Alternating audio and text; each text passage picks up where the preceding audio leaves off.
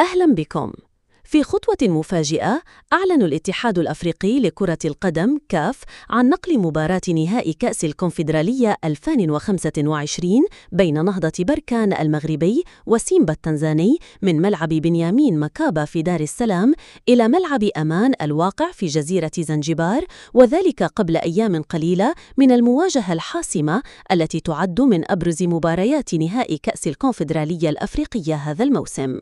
وفي ذات الصدد، قرر الكاف أيضاً تقديم توقيت مباراة نهضة بركان ضد سيمبا من 4:00 عصراً إلى 2:00 زوالاً بتوقيت المغرب، 1:00 بتوقيت غرينتش، في توقيت جديد لمباراة نهائي كأس الكونفدرالية، حيث سيجرى اللقاء يوم الأحد المقبل وسط ترقب كبير لعشاق الكرة الأفريقية. وكان فريق نهضة بركان قد حقق انتصاراً مهماً في مباراة الذهاب بنتيجة 2-0 على سيمبا التنزاني، ما يمنحه أفضلية في هذه المباراة الحاسمة للتتويج بلقب كأس الكونفدرالية الأفريقية 2025، حيث تعتبر هذه المواجهة فرصة للفريق المغربي لإضافة لقب قاري جديد إلى خزائنه.